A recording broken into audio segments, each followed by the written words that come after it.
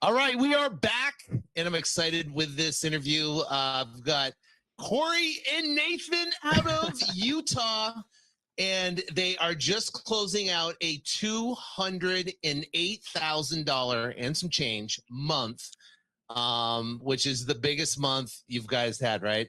Biggest month, $208,000. Just so you can put that in perspective, I just Googled the what the average American makes, right? So the average American makes $51,000 a year. So you made over 4 times what an average American makes in an entire year in 1 month. So, we've got some that's amazing, isn't it? I mean, that's something. I just when you put it like that, Sean, that is kind of crazy,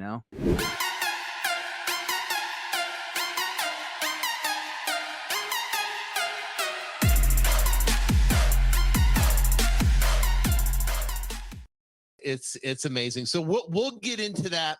And what I like to do on the podcast is kind of really dig in deep, so people, when they listen to this episode, they can go back and apply some of the information to give them really good nuggets where they can go back and apply whatever we're talking about and make money. So something that will allow them to go make money after they're done listening to it. Because it's great hearing stories. It's great hearing how it's done and backgrounds and what's happened and stuff. But it's really great to hear actionable to-do items that someone could that could learn listening to this, and then actually go out and make an impact in their life and actually do something. So that's the mission of the show, is to, because, listen, there is not many people in this world right now that make $208,000 in a month.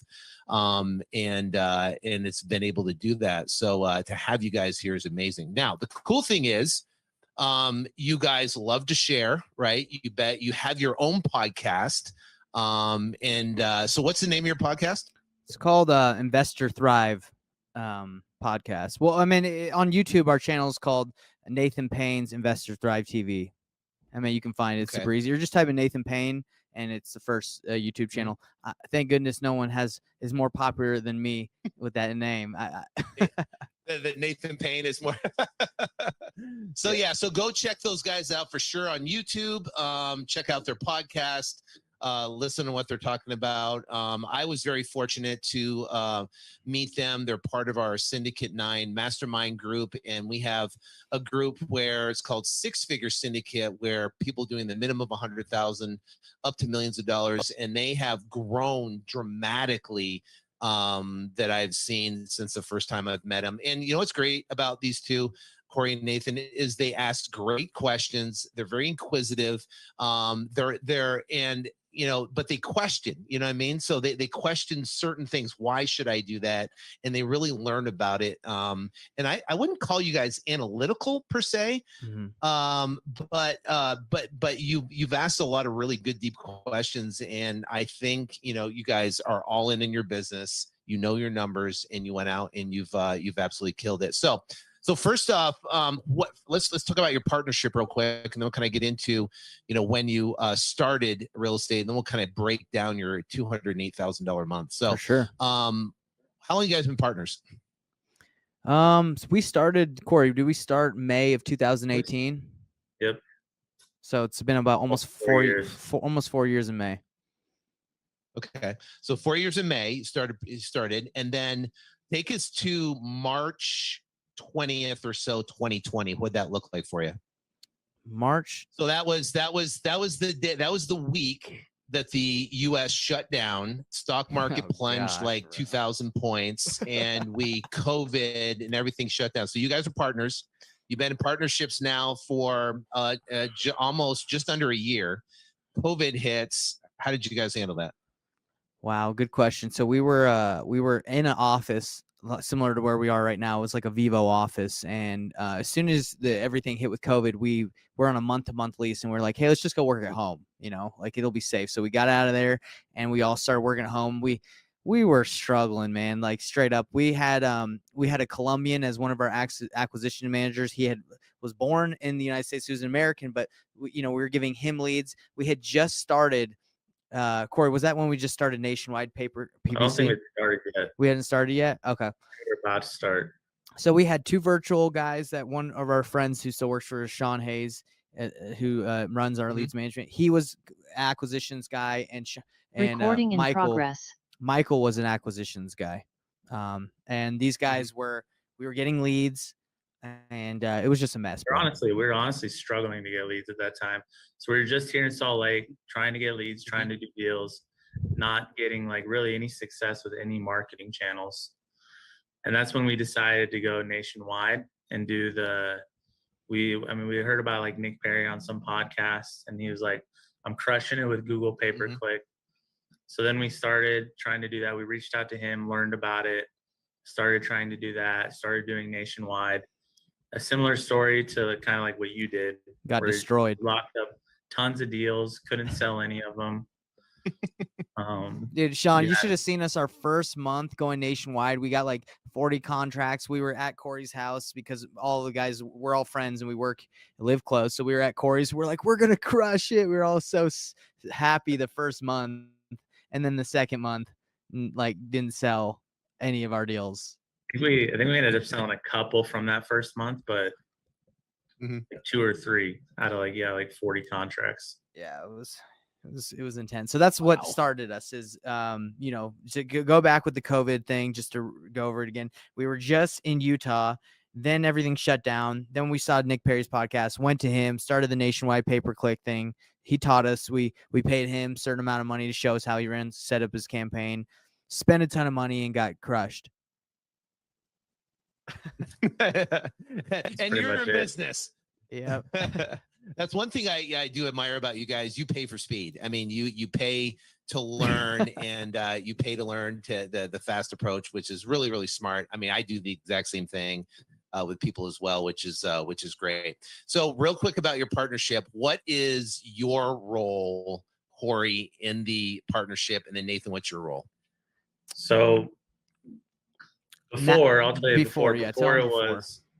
I was over marketing and dispositions. Nate was over acquisitions, and we've like gone back and forth, rotated between all the roles like multiple times now. But most recently he was over acquisitions. I was over dispositions and marketing. And then more recently, Nate, you can kind of go into what we did more recently. Yeah, so more recently, like, we have a pretty good hold of the business now, and I basically was doing our acquisitions for the company, but we hired someone to replace me, and he's really good. So I've kind of gone fully into like kind of like our coaching / like content, and just building a presence of like helping beginners, right? Helping people that are brand new to where we were, because I think, like, from what I've seen from a lot of coaching, it's just like a bunch of educational videos, which are great, but the beginners really need a lot of hand holding, and in the beginning, that's really hard for people to do, is give them that hand holding. But I want to kind of provide that. So that's kind of like what we're doing, is like, hey, let me kind of show you, and you can, JV with our company, you can leverage our business. We can help you dispo your deals. Kind of like you can partner with us, right? So that's kind of what I'm over right now. That's where the podcast is coming. I have a Facebook group, Sean. I don't know if you know about it, but all this stuff I've learned from your mastermind. I mean, this is all things. It's about the more people you can help, the more your reach is, the more deals you can do too. Like, we've done several more JV deals from my Facebook group. I just started a couple, maybe 6-7 months ago. Now it's got almost 1,700 people in it. It's just growing slowly, and we've helped several people, JV deals. So that's what I do. I'm just growing our presence, and Corey was running the whole business. Yep. So I run the whole business now. Yeah. Well, that's amazing, because you basically now has set up 2 separate businesses, right? So you have an education business, and you have your real estate business now, and you've got that, which I personally I think it's great, because you're making an impact in someone's life, right? The content that you share is making an impact in someone's life, and you're being able to help people and help them go from where they are to where they want to be, and be able to close that gap. It's interesting. I've been fortunate enough. I've taught for coaching, I've taught Nick Perry and Carlos Reyes and, a whole slew of people that have been part of the industry. And now they have went on and they have massive followings, and they've impacted, hundreds of thousands, if not millions of people. And it's such it's a great thing to make happen. So I think it's awesome. And it's incredibly lucrative too, which is great. So it's another revenue stream, which is phenomenal. Yeah. And that's why you're the Godfather, you show us the way. Yeah, hold on a sec. We lost sound. Oh, he's got to hear that. Yeah. Okay, go ahead and say that again because we just lost sound quick. Can you hear me? Can you hear me? Yeah, go ahead. I said that's why you're the Godfather, because you've shown us all the way, dude. Yeah, I know. It's like, when they say Godfather, because I have more gray hair than anybody. But yeah, see, I don't grow a beard, because if I grew a beard, my whole beard would be gray. Oh, man. But yeah, all right. But it's been fun. It's been fun. What's that? Go ahead. I was just saying it's been fun. It's been a fun journey. Yeah, it's been amazing. All right, cool. Love that. All right, so let's kind of break down this $208,000 a month. Let's give the listeners some really good content that they can take away and they can go use it to make money. So let's start of the 208,000. So give us an idea of where the money came from. Meaning, we'll talk about, because I know you guys do wholesale. I know you guys do wholesale deals. You do JV deals, right? So what did that, kind of explain what that looked like? Well, yeah, and I actually did a breakdown. So Sean, for with the content that I'm putting out, like I actually break down what we do in our business in like PDFs and videos, just like anybody would, right? Let's just trying to give it out. Yep. So I know exactly where it's coming from.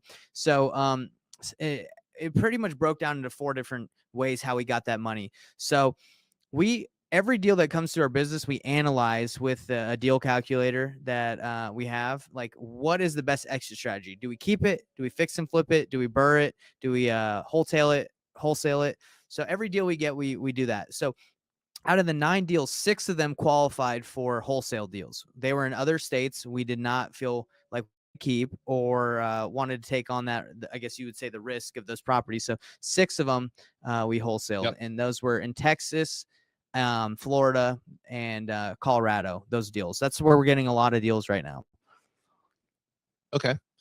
So first off, the 208 comprised of 9 properties. Yeah. 9 deals. Right. So out of the 9, 6 of them were wholesale. Yeah. And then the other three were what? So the other one was we had filed an affidavit memorandum contract on a property in Vegas that we were going to buy and flip, but we kind of got scammed. The lady, her husband had died, and she was like, "Oh, it has to go through probate, but send me. I'm really struggling. My husband's died. Send me some money now, and to help me out." So we're like, "Okay, we'll send you." We were really feeling good at that time. We had a big deal closed. We're like, okay, this is a big one too. We don't want to lose out. So we sent her $2,500. Turned out that she knew that she couldn't sell it because her husband that died had left it to her family, his brothers and sisters. So we had filed an affidavit memorandum when we stopped talking to her, hearing from her. And then we found out that the family was trying to sell it like later, and we actually had contacted the family before they sold it to someone else, and we said, "Hey, his wife, your brother's wife, scammed us out of $2,500. Can we get that back?" And they're like, "No." And we're like, "Well, we'll buy it. We're still interested." And we filed a memorandum of contract on it. Like, we'll buy it from you guys. And they're like, "No, we're not selling." And then we found out like 5 days later from a title company that yes, they were selling. They were just trying to get rid of us, right? So Open Door actually bought it, and we were like, "Yeah, well, we're going to let it go if you recoup our costs that we lost on sending people out there and the money." So they were like, "Okay, fine." So one of the deals was $4,500 from them, paying us to release our cloud. Paying that off. Yeah. So that was perfect. That was one. Yeah, so that those are exciting. I love memorandums. Oh my! We had one. We had one come due a couple days ago. It was great. They're interesting because you don't know, at least from our experience, you don't know if they'll work, right? Because like in Alabama, we had one that we had done all by the board. We put the earnest money and everything, and it just didn't work. Like, they just went and bought it. Another title company closed it with the memorandum. Closed right around it. Yeah. Yeah. I've had that happen too. Okay, so let's talk about the so you had that one and you had two others. So, and what were those two? One was a flip that we did with a local investor out here. We had made an offer on we had made, I don't know if you've heard of Sunday.com. You've heard of Sunday? Yeah, absolutely. Yep. We make offers on their properties, whether we're going to wholesale or buy them. And we got it. And we instead of just wholesaling it, we decided to partner with a flipper in our network here. And we just said, hey, man, we found a deal. Do you want to split this deal 50-50? We brought the deal, and we'll bring half of the earnest money deposit that's needed for the hard money. So 15%, half of that. And you take care of the whole flip. Like, we don't have to think about it. And he's like, oh, yeah, sure, I'll do it. So we did that one, and we split the profit with him and didn't have to even really worry about that deal. So that's where that one came from. Just that was pretty much free marketing, right? That's a brilliant idea. Yeah. I love doing that, where you don't have to deal, you don't have to check in on the property, you don't have to meet contractors, you don't have to pick out tile. Yeah. You just let them do the best what they're going to do, and you can just bring the property. Great job. And the reason the reason why we did that, just to kind of go a little deeper, is it had a major plumbing problem, and we don't know anything about plumbing. So we're like, hey, you got this. Right. So that one, and then the last one was a wholesale deal, which we made $86K on. And yeah, it was awesome. So we originally were going to wholesale it, and all the offers were coming in super low. And we're like, man, this is a hot area. I think everybody's just trying to like give us, stiff us on like, the details of the house being kind of crappy and stuff. And but so we're like, we're taking this thing down. So we took it, we bought it, listed it as is after just cleaning it out, and ended up, getting above asking price for the house on the MLS. Nice. Good job on that. 86K, one deal. So what would have been the spread? So what would have been the spread if you would have taken the lowball offer? Probably like 30, 40, which is still great, right? But 40. we know we could make way more. And this one was funky because it had a solar lien on it, and the seller was not willing to wait till the lien got removed in bankruptcy because her mom died. So she's like, I need the money now. So we were like, okay, we'll take on the solar lien and wait till it gets removed. And then after we bought it, like a month after, the attorney that they were using got it removed. So that enabled us to make way more. Got it released. Yeah. Perfect. We bought it at a price knowing that we would still make money even if we had to pay off the solar lien. So we're perfect. Yeah, we're trying to be safe in that regard. That was a crazy deal. It was crazy deal. It's like, I was telling my team when we were in our meeting the other day, and I'm like, right now we're in a weird time of the market because we're in a seller's market. There's lowest inventory ever. Sellers know we're in a seller's market. All they got to do is stick their house on the MLS and they can sell it. So the people that are actually calling us right now from our marketing are the whack jobs, right? I mean, they're the ones that are just, there's the problem. There's a problem property. There's title issues. There's something massively. I mean, before I came on here, I was talking to my acquisition for Gia and talking to her about a property in California, smoke and deal, but she thinks the lady is schizophrenic. You know what I mean? She's just like on and off one. It's like those are the leads we're getting right now. It's gonna get better as the equilibrium changes from buyers to sellers. But now it's like insane craziness. You wouldn't believe that 86K deal. That lady, I think she was literally crazy. Like, at the title company, she was so kind and nice. Like nothing happens. But when she got behind that texting keyboard, she was a feisty lady. It's like a viper. Yes. She was like bipolar, right? Yeah, like she had some courage behind that keyboard. Like even on the phone, she would be yelling at us, crying on the phone. She said that because she was on the phone with her acquisitions guy, she said that she got in a wreck because he was pretended to be in a car wreck. It was bad. Wow. Okay. So 208,000. What does your team look like right now? All right, Corey, you can. So we have one acquisition guy. We have. And is he local? Is he virtual? He's local. And then we have Who's local? two lead managers. They're not local, they're virtual. They both live in Colombia, but they're American. Great. So expatriates. Yeah, expatriates. I just found on Facebook. Nice. And they're doing really well. They crush the phones. They work hard. And then we have a junior dispo guy and a dispo guy. And then me. Well, you didn't say Sean. Nice. Corey. Sean's, yeah, I guess Sean works in both businesses technically, right? He works with you, and then he manages our lead managers. But yeah. So okay, so tell me how the flow comes in. So your leads come primarily from, I think, Google AdWords. Is that your primary source right now, or is it direct mail or what? We get a little bit from Google Ads, from online stuff, but then we mostly get cold calling, texting, and postcards. Okay. So those are our main sources right now. It's kind of it's honestly about an equal mix of cold calling and texting, and then direct mail a little bit less than that. Okay, so cold calling and texting. In your cold callers, is that like an outsourced company, or is that like in-house? So we outsourced to a company out of Egypt. I don't even know the name. It's the same one Lee from our mastermind uses. Yep, Lee Dotson. Yep. Yeah, Lee Dotson. We've tried so many times through our 4 years, Sean, to build our own cold calling teams. We just have not been successful building. It's hard to want to manage something like that. So I find it easier just to outsource it.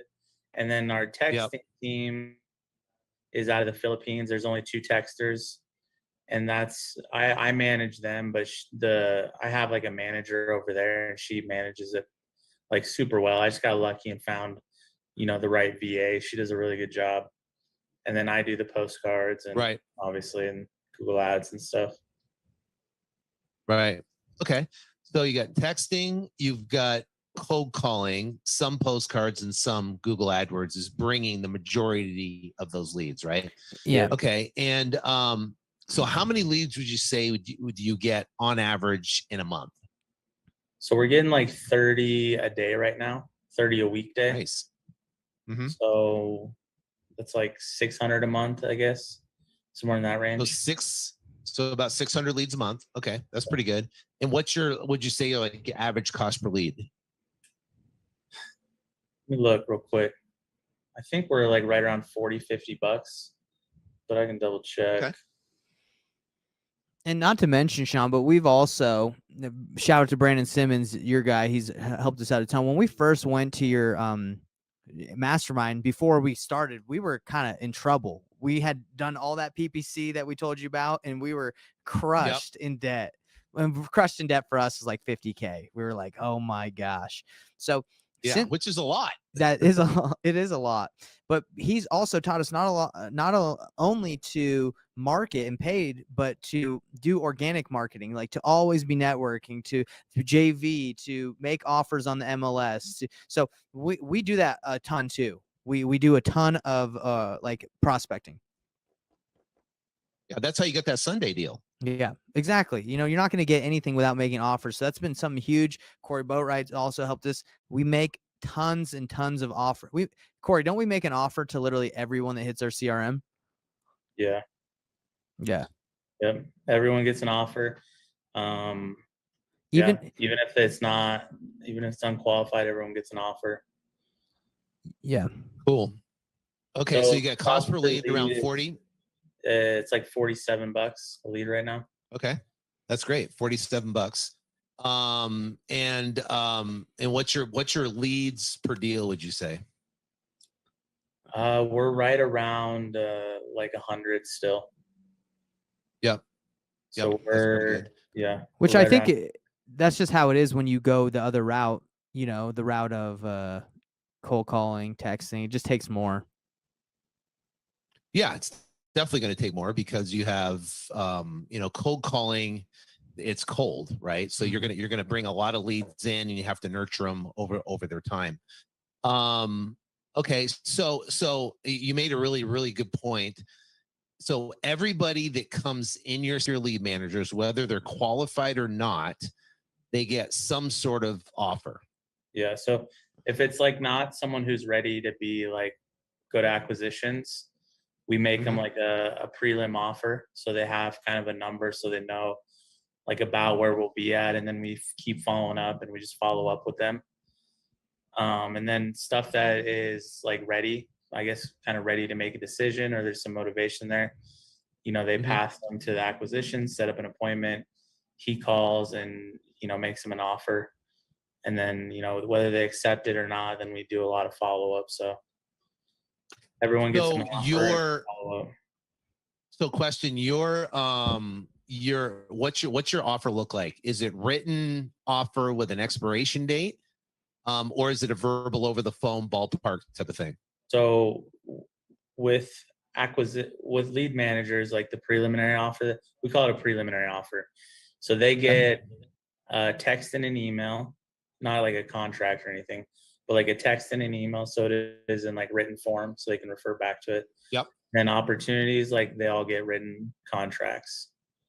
So I don't know if I got to talk to the acquisitions guy. I don't know how much he does like has it expire or not expire. I know I've told him to have some expire. I mean, it's kind of up to his discretion whether he has them expire or not.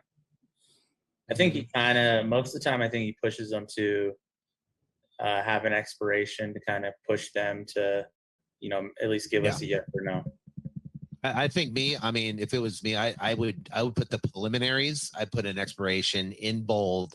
You know, this offer expires on so and so date at this time. Yeah. You know, that creates a little bit of urgency, and I'd have a little clock inside the email that would tick down. That's a solid point. Pretty cool. That's a solid point because if it expires, it could say, "Hey, at beyond this point, reach out for additional offer or another offer or whatever." Maybe so we did it. Yeah, or an updated pricing because the market's moving so quick. Perfect. Yeah, exactly. One thing we just started doing is printing off like a written offer to send, and that has like an offer deadline on it. So we send that in the mail. Show them the envelope, Corey. It's in the other room. I'd have to go grab it. Okay, never mind. It's got like our logo on it. It looks pretty professional. Our logo looks professional. So like any opportunities where we're like, hey, we want this person to remember us, we send them an actual written offer in the mail. So it's got you actually print it out, stick it in an envelope, and you mail it out. So we print it out. It's got like a pretty like. I'll go get it. I'll get it. And then we send it with a contract, and it has an expiration on it. So Nate will grab one. He's got it. It's in Jake's drawer. So yeah, we started doing that. We'll see how that works. I bought like a couple hundred envelopes. We'll give it a shot. So you got a guy stuffing envelopes in the room. Okay, so Corey, please tell me. So when it comes to your offers, you have your lead managers that are emailing out the offers, preliminary offers to the sellers. Something like that. Explain. Oh, something like that. Oh, that's cool. Yeah, so you just mail those out, huh? Yeah. So we put a contract and we put like kind of like a nice looking cover letter offer with like the price and the deadline and all that, and then send it to them. That's awesome. Cool. All right. So Corey, tell me about you got two lead managers. They're in Colombia, Patriots, which is awesome because I'm a prior U.S. Marine, so I love that. So these guys, tell me how they're making offers, because right now, currently, we're in the lowest inventory, that we could possibly be in. I mean, the inventory is low all across the country. So how are they making? Are they looking at sold properties and then taking the lowest of the low solds? Are they looking at pending properties and seeing how fast they're pending in the neighborhood? How did you teach them or train them to actually make legitimate offers? So with the lead managers, they're making offers to people who are they're typically people who are not going to take a cash offer. So if it's someone who's like their property needs work or there's any sign of motivation, the lead manager doesn't make an offer. They pass that to acquisition guys. So with the lead managers, we don't want them spending a ton of time like doing research. So they do a quick, Zillow Redfin check, and then do like 70 to 85%, depending on the market of that. And then we give those like leads that are unqualified, essentially, like whether it's like a retail or the property doesn't need much work, or there's really like zero motivation, or timeline's way off. We just kind of give them a base number. That way they have something from us to make. I guess my thought was it makes it seem more legit, right? If we give them an actual number versus not give them a number. So if anything happens, they can come back to us. So it's really more of like a quick thing. We don't want them spending a bunch of time researching, but they do look at Redfin. They look at some Redfin comps, and then base an offer off that. Okay. So they'll take Redfin, they'll take Zillow, kind of do an average of it, and they're going to send an email of roughly 70% of that value. And is that a hard number offer, or is that a ballpark number? Meaning, is it 280 to 295? Yes, and we're going to be in that range once we find out more details. Yeah, we do a range. So we do like typically like 70 to 80%. And give them somewhere in that range. We're basically following the model. We're basically following the model of Open Door. You want an offer from Open, because we've tried to sell a lot of deals to Open Door, and they give you a giant range, and you're like, "Ooh, I'm excited about the higher range," and then they go see your house, and then they freaking lowball you after they've seen it. So then you're 20,000 under the low range. Yeah, exactly, and that's what's happened to us. So, but people like Open Door, right? Because they feel like, okay, this is credible, this feels professional, and my theory on making offers to everyone, even if they don't answer, is, Sean, you know it. We on PPC, they don't just fill out one form; they usually fill out 10, right? And then they have 10 people trying to call. Right. Yep. They got the 10 people trying to call, and what we used to do is we used to just call. They wouldn't answer, and I would send a text saying, "Hey, can I get on the phone with you so I can ask some questions about your property?" And these people were just getting blasted by people just trying to get on the phone. They don't want to talk anymore, in my opinion. They just want an offer. So as soon as we started doing, just freaking give them an offer, let's get them on the phone, show them we're legit, our contact rate went up. We're just more credible. Right. And are you seeing, so let's say theoretically you email out 100 offers. Are you seeing people respond back via email saying, I'm interested, or are they calling in as an inbound call? How are they reaching back to you? What does that look like? They typically email back or text back. Once in a while we get a call, but mostly it's a response to either the email that we sent out or the text that we sent out. So you'll put in the email somewhere saying, if you're interested in the offer and you'd like to discuss further, please email me back, or you can shoot a text, or you can call us. Yeah, I said call or text this number, or email us back. That's great. That's great. That you can take that to the bank right there. You can take that to the bank. For everybody who's pulling in leads right now that are talking to sellers, they really don't know if the lead's qualified or unqualified, but you actually get them a number. You never know what they're thinking, who else they're talking to, what else is going on in their life right now, where they are in the I call it the seller decision timeline. And in that timeline, you might get them to where you send out an email 3 weeks earlier, and then now they're ready, and they email back or text and say, okay, fine, I'm going to take it. And now you get yourself a deal. So out of 100, would you say you get 1%? So you'll get 1 out of 100 that comes back that could potentially turn into a deal. Is it 3%, 5%? Do you have any idea? You might not have those numbers. We probably get for every 100, we probably get like 10 to 15 responses, and probably like 1 or 2 that are interested in moving forward. That's great. Most of them are like, no, it's huge. It's too low. No, it's too low. And Corey's even set up through the email, not only to call or text, but if they're interested in the offer, they can click on, and it will go to a Calendly invite or link for our acquisitions guy, which is great. So they can just set up an appointment to do a Zoom call right there. Yeah, they can call, text, email, set up an appointment, whichever they feel comfortable with. Nice. Nice. Okay, so these 9 properties, what was the source of those? Were those offers? Were those? Do you know the source of the marketing for those for the 9 of the wholesale? Yeah, so we got a couple from texting. I think 2 from texting, 2 from cold calling. 1 was Sunday, and then the rest were online. Mm-hmm. Okay. Actually, there's probably a couple. Cool. There's probably, I think, there's actually a JV in there too, and then the rest were online. Maybe. Okay. So So online we're getting PPC. Okay, cool. variety. Actually, I take that back. 1 was also from postcards. So we did get. So they pretty much just came from they came from all different sources. Yeah. Now, with your postcards, are you mailing in Utah? A little bit, but we actually mail to like smaller markets, kind of like what you taught us. So we mail to Idaho Falls. We mail to, which is a town of like 100,000 people. We mail to Reno, Nevada, which is, a little smaller, not unknown, but not huge either. We mail to Columbia, South Carolina, Huntsville, Alabama, a couple parts in Florida, like not in Tampa, but outside of Tampa. Yeah. And I think Florida's hot right now.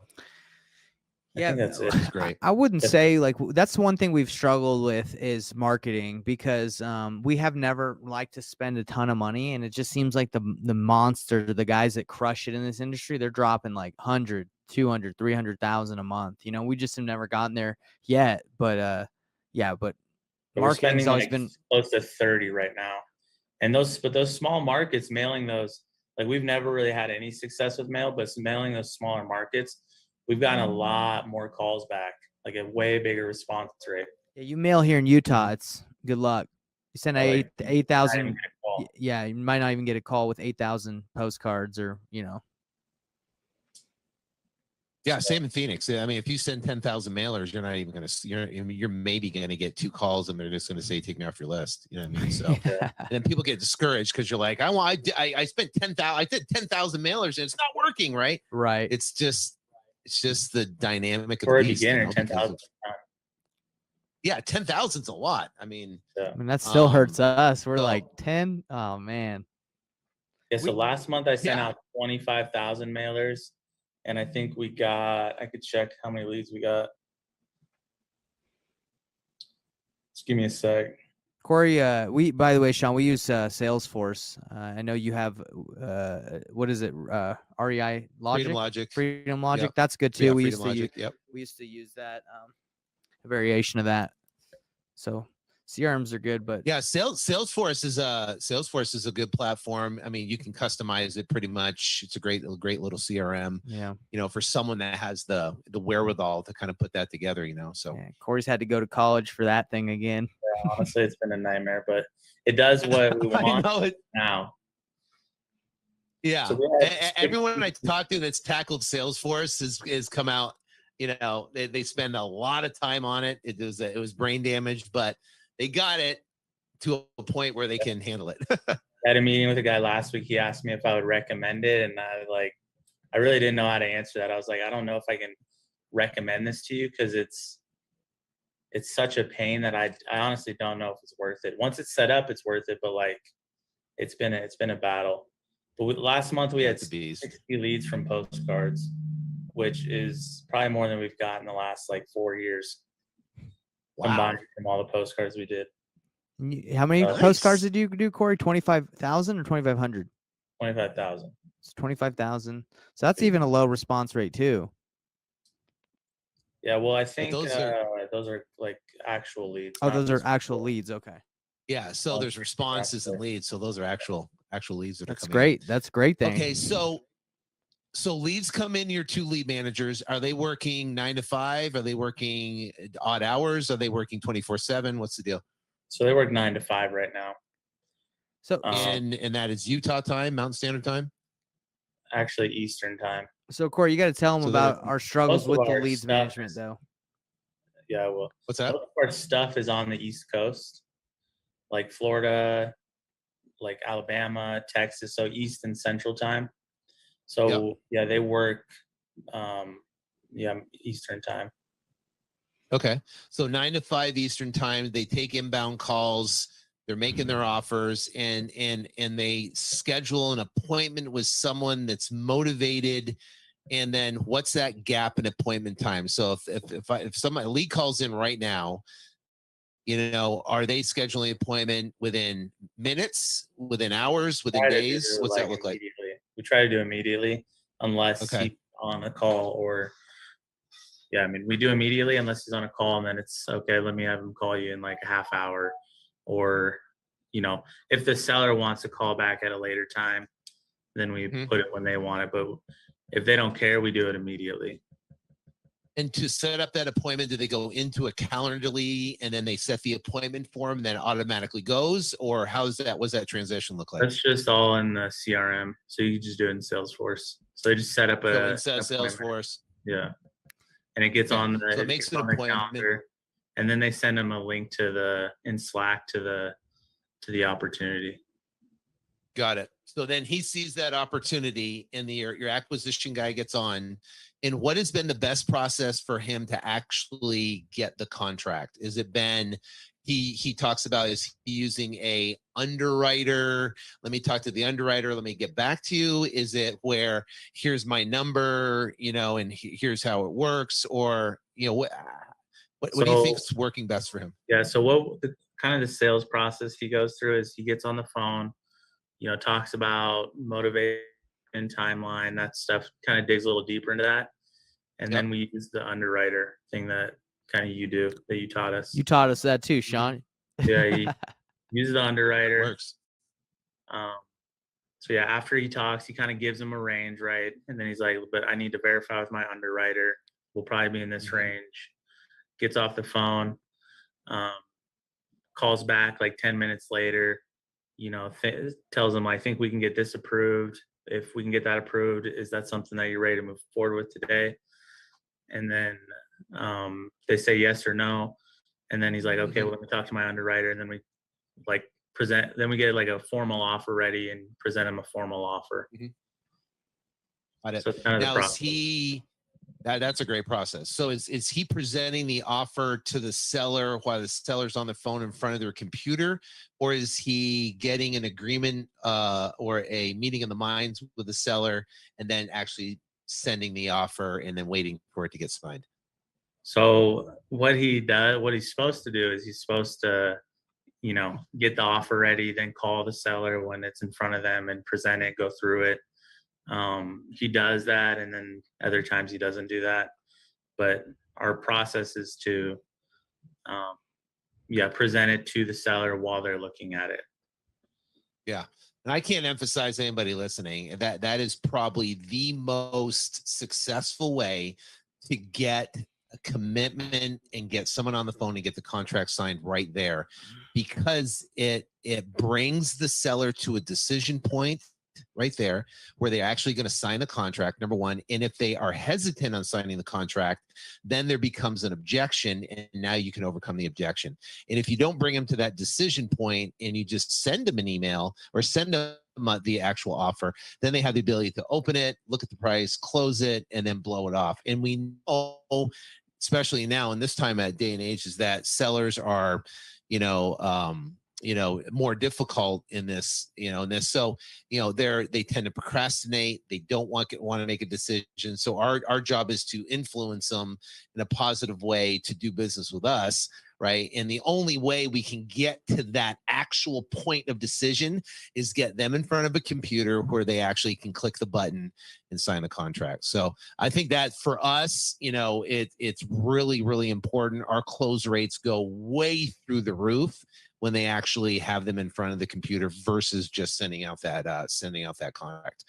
So I think that's awesome. Does not work. 90% of the time, if you just send it, they're not going to sign it. You're going to have to follow up and then hope you get them back on. Half the time, you can't get them back on the phone if you just send it to. So exactly. Yeah, no, exactly. They sellers have no loyalty to you, even if you're the nicest guy, build the greatest rapport. They'll tell you what you want to hear. They'll get your offer, and then they'll call the next guy and say, "Hey, this guy just offered me 220. Can you beat it?" You know. It's true. Actually, we had Renee, one of our sales reps, on a property in Long Beach, California, had an investor in the house, had her on the phone, got the offer from her, put the phone down, told him to match the offer, and then wrote up the contract while she's still on the phone with the other guy and said, "Yeah, sorry, thanks. I just signed with him." Can you believe that? She was devastated. She was like, That's brutal. They'll do it. She spent like 30 minutes building rapport with a guy out the window. You know, rapport is great, but in the end, it's who can get the deal done. Who's got the money? Who can close the deal and get it done? Okay, so now you have a contract. It's signed. Let's go to disposition. You have a junior, and then you have a senior. What's the role of the junior? What do they do? So junior's role is to send out the marketing for the deal and respond to all the texts and call, realtors, basically set up showings is their main role. So they work on getting the property out there, getting as many showings as possible. And then after that, it goes to the senior dispo guy. He kind of negotiates. I mean, it's pretty much how yours is set up. He negotiates and closes the deal. Okay, so when the junior acquisition sets an appointment with a agent / buyer to go in the property, how is that positioned with the buyer and with the seller? How are you positioning that, or how is your guy positioning it? So hopefully it's vacant, right? We love when it's vacant, but if it's not vacant, hopefully, yeah, if it's vacant, we try to get a lockbox on it, and we send as many people as we can. If it's not vacant, we set up a showing to have 3 to 4 people go in at a time. And yeah, I mean, we essentially tell the seller, like, hey, we're gonna have a couple of our partners walk through, maybe a contractor, just to kind of get a better idea of the deal, make sure everything looks good, everything checks out. It should only take 15 to 20 minutes, and then we'll be out of your hair. And then we tell the buyers, just walk the property and then give me a call after, to talk about price and closing dates and all that stuff. We just kind of set up both sides to make sure they're not talking about price or anything like that. Any new agents or new buyers, we tell them what wholesaling is, how it works, kind of the process, so they know not to talk to the seller. Yeah, I mean, that's kind of how we do it. I think what we've implemented in the past probably 60 days is where we do conditional offers to our sellers. So we'll say, hey, we have a conditional offer for you, and that we have 3 conditions, and then I'll give you the offer. If you can agree these conditions, then we can give you a offer at this price. But the conditions are, number one, we need to get pictures. So can you agree, Mr. Seller, if you can get us some pictures of the property? Yes. The second condition is that we need to get eyeballs on the property, and we'd like to be able to schedule time with you where we can have someone go look at the property, either contractors or agents or whatever it might be, to come look at the property. If you agree to that, that'd be great. And the third thing is you got to be responsive to our title companies that need to get information so we can get the closing done in a expedited time frame. So if you can agree to those conditions, then I have an offer for $420,000, and then we can move forward. So we actually have them sign off on a conditional approval, and it's actually been working really well. Interesting. So, that's a good idea. Because pictures are like the most important part. You can't sell the deal without pictures. Like no one's interested in the deal without pictures. Yeah, and even if you could sell it without pictures, you're not going to get as much money. You're not going to get as high of an offer. Now, have you tried Matterports or professional photos, or is it we rely mostly on the sellers unless we just can't get pictures? We thought about Matterport. It's just, before we were locking up a lot of stuff we couldn't sell. Now we might reconsider it, because we're locking stuff up at better prices that we're typically able to sell now. So we might Mhm. consider something like that. I actually had a guy I know. He's like a developer. He made like a little app that we're gonna start using. That it sends them a link. They open it up, and they can take all the seller. So this is for the seller. They can take all Mhm. the pictures, and it automatically uploads to like a database, and then we Right. can go grab the pictures rather than them having to figure out how Nice. to send it or create a Google link or text them. Because if they text them, they usually send like 5 or 6 pictures. And it's like Right. we want more pictures than that. So yeah, we're working on that. That's pretty much done. So we're gonna give that a shot. We've we've paid for photos from like to have an agent go take photos a Mhm. few times. Um, but yeah, mainly it's the seller. We're leaving it up to Cool. the seller. Okay, so now so your main way to dispo has been through agents getting people in to see the property, and especially these other markets. So that's been your main way of dispoing. Have you done other methods that's worked well that maybe we don't know of? Once in a while, we JV if we can't find our own buyer. So we're not afraid Mhm. to let someone else give it a shot, like a local guy. They might have, some other connections that we don't have. Because I mean, we're reaching out to most of these people. If it's a new area, we're reaching out to them cold. So we don't always get the best response rate. Mhm. Or like, I mean, we're using skip trace lists, so we don't know if the phone numbers always work. Um, there's a variety of factors that go into that, but we Right. JV with some, but that's pretty much what we do. We send it out to the cash buyers. We send it out to the flipper agents from REI Automator, and then we'll call Mhm. agents from Realtor.com. And then if we can't sell it still, we'll start reaching out to other wholesalers. Okay. That's Awesome. pretty So much that's your all that's your we whole all we do. business now. All that. So We do put it now one thing. this two. We do put it on Facebook. We put them on Facebook Yeah. and Facebook groups, trying to see if there's any buyers that are on there, and we do find buyers on there once in a while. So Yeah, that actually works. yeah. Facebook works. All right. So this $208,000 month, what was, say, your top 3 biggest struggles to get certain properties through the finish line? What would it, like, say, 3 of the biggest struggles that you had to go through to get whatever property through to the finish line? And then let's talk through that, how you overcame that problem. Yeah. Number one issue is probably title companies. Mm. Title companies or title problems, just title in general. Like with one of the deals, we're dealing with like HOA and Yeah, we did title. one in Boca Raton, and I think we had to. We could have closed like probably within like In January. Scotts goes in January, but the HOA apparently had to approve the buyer that was buying it, and it just no one really knew what they were doing, especially title. And then another deal, like we mentioned earlier, had a solar lien on it. So we had to work through that. Because the solar lien was $47K. So without the solar lien, we would have made, cut our deal in half, a little over half. So. And the other one that we had with the buyer, remember I told you we split the deal 50-50 with the flipper? That went under contract about 4 times with traditional buyers with traditional financing, and it fell through 4 times. And it's because they'd go. We didn't completely flip it. We fixed the plumbing problem in the bathroom, and the rest we just left as is, because that's you don't really need to spiff stuff up too much around here to sell it. Right. But it fell through 4 times, and we put it out there at 319, so we had an asking price at 319.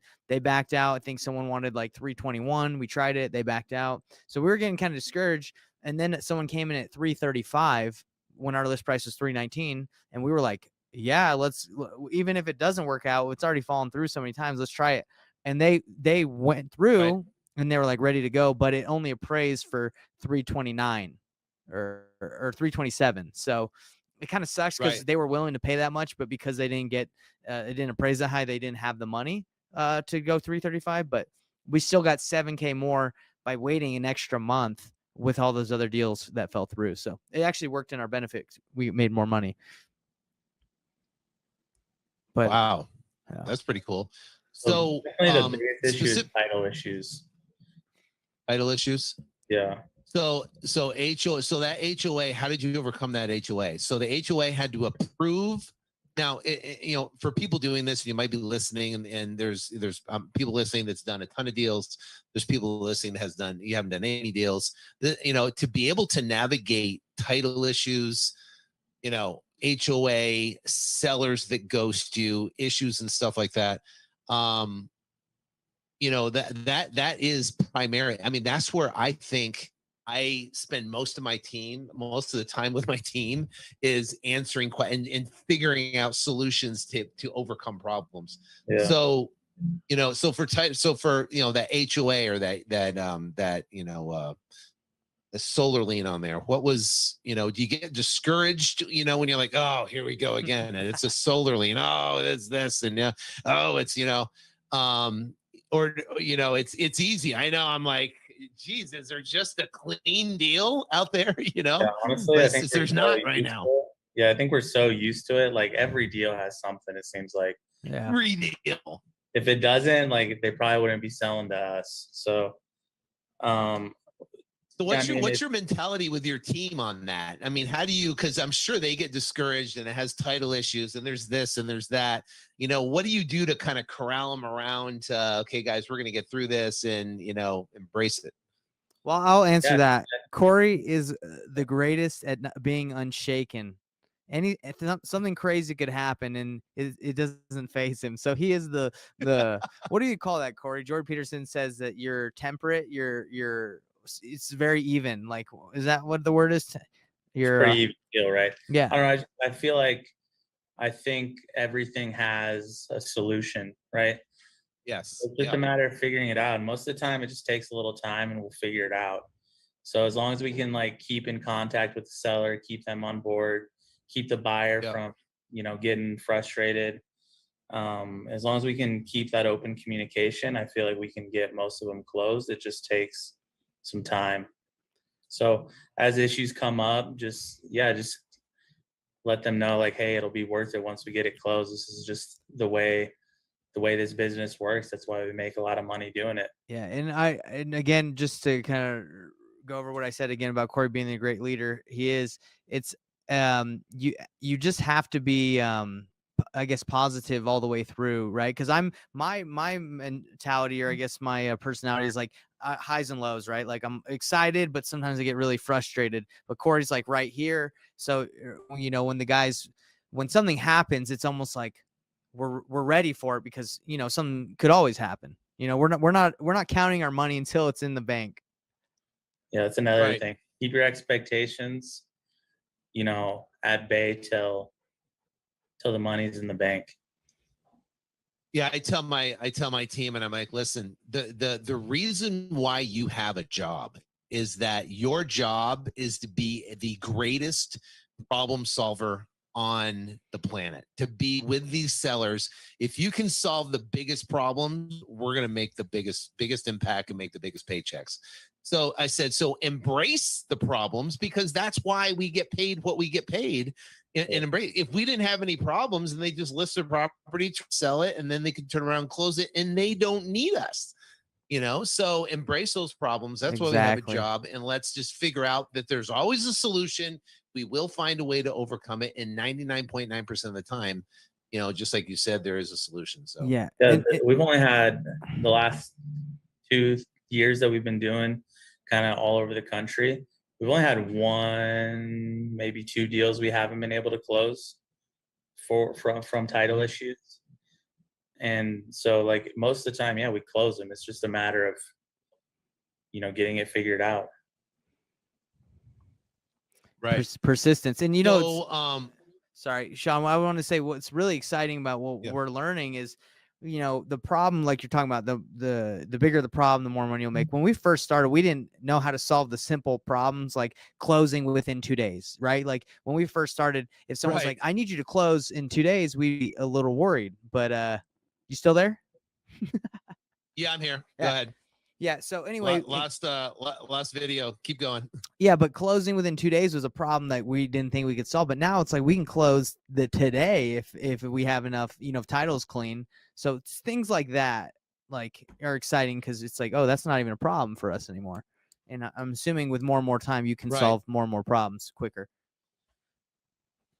Yeah, and then what happens is what I've found is that you have you've seen it before. The more experience you have, the more time in you're in the business. Guess what? You're going to run across another title issue.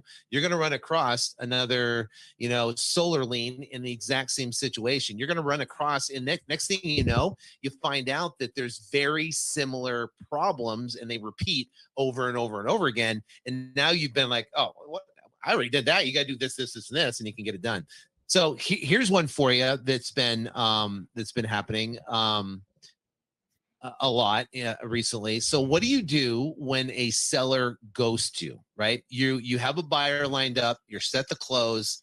It's a $25,000 deal, and all of a sudden, happens seller all the time. ghosts you. What do you do? What's your method? What's been working for you? Easy. We've been dealing with this one since the beginning of our deal. You basically flex. You got to flex on them. It's like, hey, you know what? Look, I know you're there. I've sent you a text. I've sent you an email. I've called you. You're obviously not responding. So we've gone ahead and exercised our right to file, a notice or affidavit, a memorandum, whatever you want to call it, memorandum of contract. And we will be there when you go to close. So just, you flex and you say, hey, like we've done this.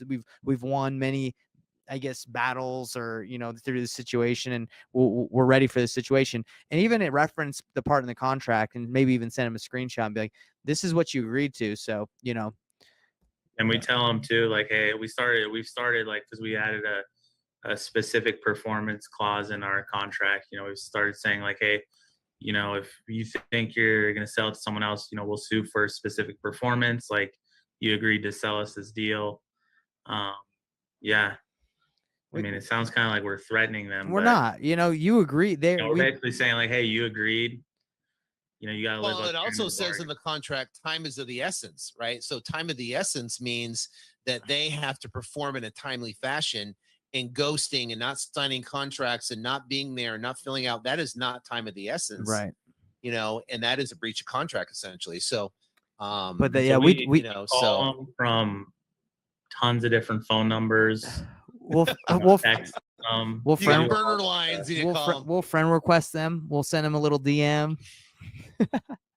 We're not kidding. We do that. Most of the time, at least from our experience, it's been like the seller's phone gets turned off, right? They didn't pay their phone bill or something like that. That's what it ends up most of the time being. But people that are trying to back out, I mean, we really lean on the affidavit of memorandum, because anyone that's backing out, they're trying to sell to someone else, like 99% of the time. So yeah, Sean, on my YouTube channel, I made a video of a seller who, like 2 days before we're supposed to close, we had the buyer, we're ready, all the funds, and he's like, me and my mom decided we don't want to sell anymore. And we're like, okay, I don't think so, buddy. And okay, so I recorded him saying all that, and then I said, hey man, well, you don't have to sell it to me. You can decide to just stay there for the rest of your life with you and your mom, but the time you do sell, we will be there ready for you, and you will have to sell to us. And he's like, no, that's not how it works. The next day, he calls and he's like, okay, I'm ready. Because like, he just sat on it and knew like we weren't going to let it go. So that's just how it is. Yeah, the big thing is to not, like, when the seller's trying to back out, like, don't back down. Like, they're wanting you to back down, and if you're new, you probably will back down. Like we did when we were new. But we never back down. Yeah, like you can't back down anymore. We never back down. It's like, oh yeah, you never backs down. It's like, you don't want to sell right now. That's completely fine. But when you do, which I know you will, we'll be there. I don't even have the guys say that anymore, though. I say like, hey, we're gonna move forward with this, and if we have to, we'll file a lawsuit for specific performance. Like, we're not waiting anymore either. Okay, Corey's a little more aggressive than me. I'm like, all right, you don't have to sell, but when you do. That's what we used to do, but then I don't remember who told us to add the specific performance thing, and we haven't had to test it, so I don't know that it works, but it works. It works to get them to move forward. Well, I guess Yeah, I mean, first thing we do is, I mean, especially if it's a larger spread, we'll file a memorandum just to make sure we have leverage, right? As soon as you have the memorandum filed, then you can flex, right? Because now you have leverage in the situation, knowing that they cannot do anything without your contract. Once you have that leverage in place. Yeah. I was just saying we've had to flex before we've had it filed. We're like, it's filed. But it's filed. Hurry. And then we hurry and file it. Yeah, we just had one. We just had one of these, Sean. Like, we're the seller. We agreed at 46 in Memphis. A couple days later, he's like, "Oh, I'm going with someone else," and we're like, "No, you're not." And he's like, "Yeah, I am." We filed it, and then they just sent us verification that it's been. He tried to close, and they wouldn't close it. So he's like, "Okay, I'm coming back to you guys. I'll close with you." It's like, okay, well, it worked. Thank goodness. He tried to close at the same title company that we used to file our memorandum. So, geez. What is it, like one title company in Memphis? Yes, that's karma that came back. Yeah, we got lucky a little bit, huh? Yeah. We'll file the memorandum first, and then we're super nice with the seller, but we'll just say, hey, Mr. Seller, I understand that, but obviously we have a legal obligation, a legal contract. We got two different ways we can go down. Number one, we could just close the transaction. You could do what you said you're going to do. We can get this thing done, or I'm going to have to get my attorneys involved. And now that we have filed a motion on their property, we put a lien on your property. You cannot sell your property to anybody else. And if you do try to sell your property, you're not going to be able to do it because it's going to pull up on title. And so that's number one. And number two is, if still that doesn't happen, then we'll file a lawsuit for specific performance. So I said, Mr. Seller, we really want to just obviously go down the path, what you agreed to. But the choice is yours. The ball's in your court. If you do want to go down the other way, then you're going to force us to take legal action. So and I usually try to put it in their court, so now it's their choice on what they're going to do. That's probably a better move. So, it's like kind of. I said, listen, we just want to do what we all agreed to, basically what we signed to. But if you're going to choose to not be a man of your word and renege on your contract, then you're going to force me to go down the legal route. So, yeah, and I'm assuming there's a bunch of. Typically, go ahead, Sean. Yeah, no, I'm saying, but first off, you got to get them on the phone. Mm-hmm. Most people, what we're finding right now is they just won't answer the phone. They won't answer the text. So now you got a memorandum filed. So now you got to send them something, or you got to do that text like you're talking about. You taking a picture, just, oh, FYI, we have 100% control of your property, and you have to send that. Either you have to send a certified letter or you send a FedEx. Yeah. With the way social media is, that's I would send them an Instagram, a Facebook, a LinkedIn, maybe like even a Venmo, Venmo request. Look, send him a Venmo. Yeah, it's like, hey, listen, like, I know you're gonna get ding, ding, ding, ding from Nathan Payne all over the place. It's just like, hey, look, get a request. It's like a request from Nathan. It's like, look, you agreed, and we're just trying to do, like you said, what we've agreed on, and this is what we're moving forward since we can't get a hold of you. So, that's just calling them from a bunch of different numbers. It's just about persistence at that point. Like, calling, texting, emailing, send them a mail, like whatever. And you finally get them on the phone, and you get them done. Especially if it's a good deal, like. Right. All right. So he's working on his camera over here. So to get this, so to wrap this up, so when you were in the midst of struggling, in that time where, things weren't working, you had credit card debt, and you're in that frame right there, and let's say someone else is going through that right now, and they really want to make this work, and they're putting their time and energy into it, and they're dreaming about it. They want it to work, and a $208,000 month. I mean, they can't even fathom. But I mean, that's like the pinnacle of success for a lot of people to be able to accomplish. I mean, literally that's 4 times what an average American makes. So you look at that right there, and you went from the struggle, to now success. What, for someone that's struggling, what type of words of encouragement, now Nathan, you're now in the new coaching and you're inspiring people. What would you tell that person that's struggling right there? Because you've been through it, and Right. you both of you have gone through it, and you've now you've come out on the other side of success. What would you tell that person that is in the middle of that struggle? So it all comes down for me, because I know, like, throughout our time, like, what we have not been doing and what we're doing now, it's massive action. When me and Corey first started, we would, make a couple cold calls, like a couple hours a day. We'd flyer a little bit. And now, comparing like the action that we took when we first started and getting limited deals to like now, it's just action nonstop. It's making offers, it's leads coming in, it's calling. It's just a lot going on. And I think a lot of people struggle is starting in real estate because they think maybe 3 offers a day or 3 offers a week is going to get them a deal. That's not going to get you anything unless you get lucky. You have to be making multiple offers a day. You have to have leads coming in. If you do not have paid leads coming in, you need to be making offers on MLS, calling agents. I mean, you got to go put out a lot of effort. I think when you first get started, you don't understand what is required to get going, but I'd say at least 5 offers a day, at least. And some people don't even do that.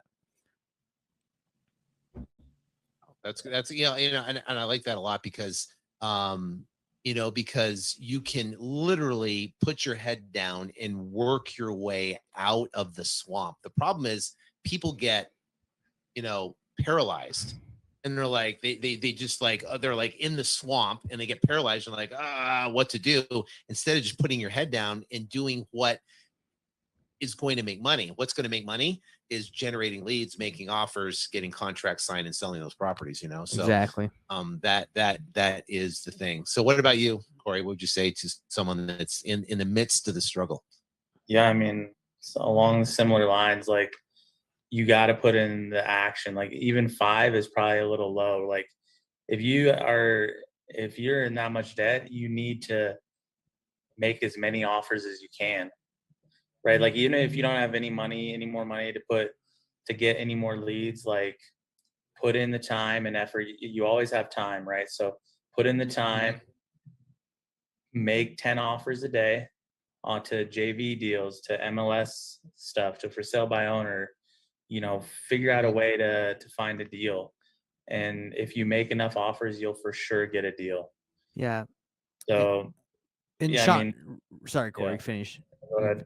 I was just going to say, Sean, when we were in that depths of despair, when we first signed up for your program, because we took with our debt, we even got more in debt by going with your program, because we were like, we believe that Sean will help us out. We're really trying to crack the PPC code. Yeah. So anyway, when we were in the depths and really in debt, like, we just took way more action than we were at that point, and we got out of it. Why? Because I started messaging like probably 100 people plus a day on Facebook saying, hey, I can help you move your deal. We started doing a bunch of stuff instead of just sitting there waiting for leads to come in, like the 10 PPC that we could afford that day to come in and hoping something happened. We stopped waiting, and we did both. We took action and we responded to the incoming leads. And I think that's the key to success in this industry. We got out of our debt because of JV deals. So Nate found a couple that we ended up being able to sell, helped us pay down our debt. And then from our mastermind, we had a cold calling deal in Denver that we couldn't sell. We reached out to Brian in our mastermind, and Brian Patterson, right? Sell it. Yeah, Brian Patterson. And he helped us sell it, and we made $50K off that deal. And guess what? He made about 170 on flipping it. Yeah, like nice. So it's a win-win, and we're stoked because that got us out of debt. Joining your mastermind helped us learn the importance of, and that's honestly, I wasn't coaching or even trying to get into this space until I learned from you, Sean. Like, you give back I'm not even trying to say, hey, everybody sign up for my coach. I'm just saying, hey, let me give you as much information as I can from our experience. And if you wanted me to help you individually, great. I'd love to. Let's work some out. Right. But it's all about, I guess, the more you give, the more you get. That's what I've learned. Absolutely. All right. So, so now here's the next question. For the people that are growing. So you had the $208,000 a month. How are you going to double and triple that? What's your plan to double and triple that? So now you're at 800,000 a month. What would it take to get to 800 grand a month? Double, triple the leads.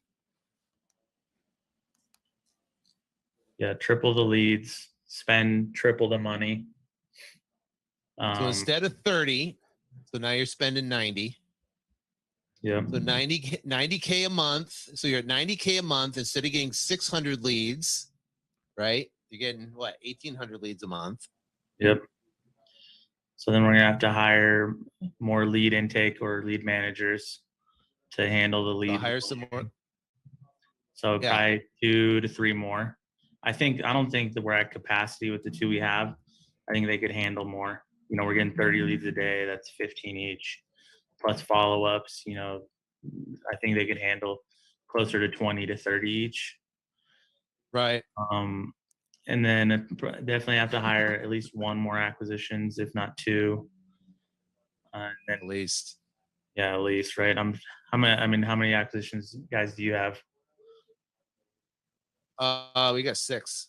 Yeah, so you got 6. So you don't have lead managers though, so the model's a little bit different. Yeah, we don't have lead managers. Yeah, probably need 2 to 3 more at least. And I think that, the leads are the lifeblood. And, every time we hire someone, I have to, I turn up our budget, $500, $800 a day, you know what I mean? And that will generate the leads coming in to be able to support that person, to be able to get the leads, obviously excluding direct mail and stuff like that. But so if someone is going to double their business, triple their business, it's all evolved around people and it's all evolved around leads, right? If you got the leads, right, then you can bring on the people, support the people, you make more offers, you get more deals. So what's great about this business is you don't have to be a rocket scientist to figure this out, right? It's literally leads, process, and people. If you put those 3 together, there's no, it's like, I have leads going on. We're doing interviews. Literally, we do 4 or 5 interviews a week. Turn down most people, we just hired a rock star. Excited, Casey. This lady's a 20-year veteran closer. And she's excited about real estate and she's gonna kill it. So she just started Monday. So send we're in really the closer to go kill it. Do you find the women are better closers than men? Well, so far our entire acquisition team is women. I knew a lot of them were women. Well, Sean, another thing that I think is going to get us there, I'm curious to see what you think, because you have so many people in your network and coaching. Have you looked at other like students like me or anybody in the network as like potential to get more JV deals and get more deals done by partnering? Or because I see tons of people are reaching out, hey Nate, can you help me sell this deal? Can you help me move this deal? I have a warm lead. And it's just like, obviously I can't look at everybody's deal, but I do think if you can somehow optimize having them send in their deals through like a website, which we do have a website, and move people's deals. Have you explored that yourself with your network? Oh yeah. We got 4 deals this week just from JV deals. Okay. We got 2 California deals and an East Coast deal we're working on right now. California deal is a minimum $40,000 spread. The one we got a small one, a $10,000 spread one, but we got this other California one that could be a monster deal. Perfect. So yeah, it's like if you put the word out, that you're going to JV and work with people, and especially now that you build a team and you kind of dedicate a person that's going to manage the whole process, then the leads can come in. Now, we did it. We've done it a couple different ways. We've done it where submit us a qualified lead. That doesn't work. you actually have to upload the contract. Got and it. It has to be in contract, and then we'll take it from there. And Because then we'll typically underwrite it. I can tell you most of the contracts that come in, they're not even deals. Yeah. Right? They're not even deals. Yeah, because the people don't know how to get the deals. So you got to kind of, what we've done is like put a video together and kind of explain what a deal is, and kind of do your, Redfin, Zillow, 70%. That's your starting point. If that's your starting point, then good. But if you kind of do something like that, then you can kind of educate them what a deal is, then they can submit a deal. And then, dedicated person that's going to be able to manage all that process as a, kind of take ownership of it. So I think that will be a way that we'll get there too, is leveraging, how many people we can help move their deals. So.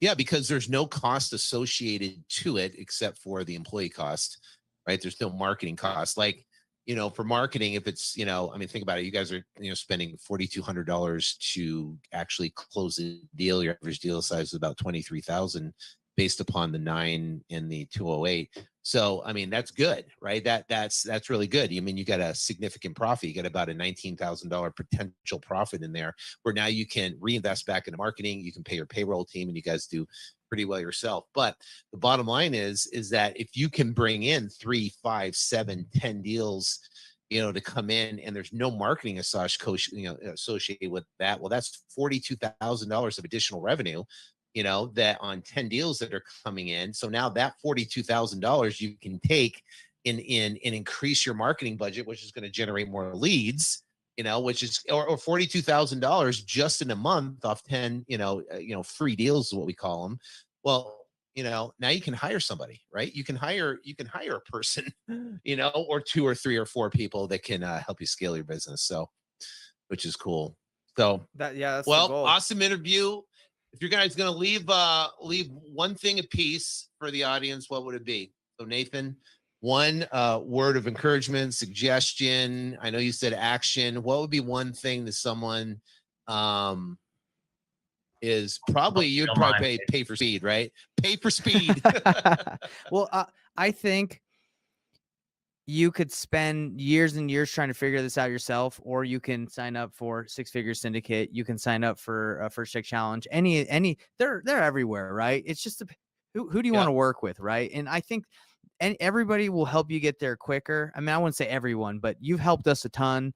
I like the mastermind format. I've learned from it. I see the value. So that would be for me. Is you want to get in this industry, you can spend $5,000 on mailers and not get a single phone call, or you can spend $5,000, $10,000 on, which I have, what you have, what these other guys have, and you can actually get value and get a good start. So pay for speed, which we've done. I think it's helpful. Cool. Corey? Keep your lead flow up. If you don't have leads, it's your business is not a business. You're just, if you don't have leads, you're not going to have a business. You're going to have a lot of work on your hands. So once you get leads, you can build a business. So get your leads up, learn how to get leads, and you'll get deals. Even if you're not good, you'll get a lot of you can get deals if you have enough leads. Awesome. So pay for speed. Great advice, and pay guys. for leads.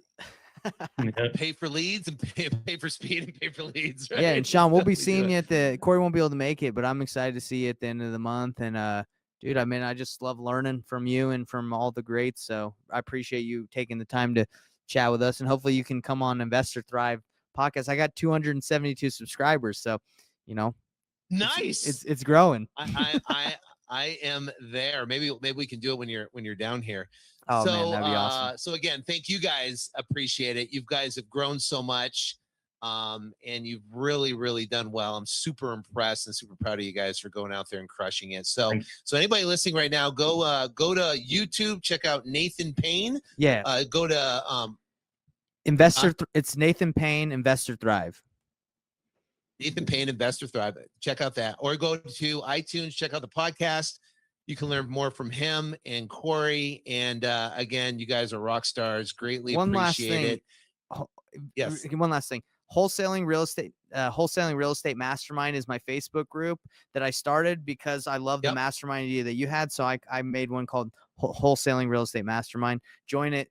I do free, we do a deal analysis call every Thursday. We do a celebrity dial where we actually dial with people in the group, and not even students, just people. We'll call your leads for you, critique you. So we're just trying to give out as much as we can, Sean. And so I think that's a great idea. Yeah, it's pretty fun. We had a guy. Yeah, I think that's a great idea because, because new people want to know how a deal where it came from, what was the situation. Most people are afraid of calling, people. So, if they're able to see an example of someone that's actually done it, which is great. And it kind of puts you on the spot, which gets your adrenaline flowing. It's kind of fun. Yeah, we had a guy yesterday. He got fired up on the seller. There's a guy in our group that, Scott, and I don't think he got fired up, but it was a pretty funny call. But yeah, every Tuesday we do that, and we call it the celebrity dial, like a celebrity shot when you're playing beer pong or water pong or whatever you want to call it. It's the celebrity shot. We call it the celebrity dial. Get on that phone. Let's help you out. Start dialing. And that's every Thursday? Every Tuesday at 4 p.m. Mountain Standard Time, and the deal analysis is every Thursday at 1 p.m. So okay, got it. I mean, we'd love to have you check out his Facebook group. We'd love to have you do a celebrity dial for us one time. Hop on the group. Oh, that'd be fun. Make a call. Like that'd be fun. We'll close some deals. That would be fun. That'd be fun. All right, guys. Well, congratulations. You guys rocked. Great interview. Thanks for knowing all your stuff. I greatly appreciate it. I think there's a ton of nuggets for people. And I'll see you guys soon. Later. Thank you.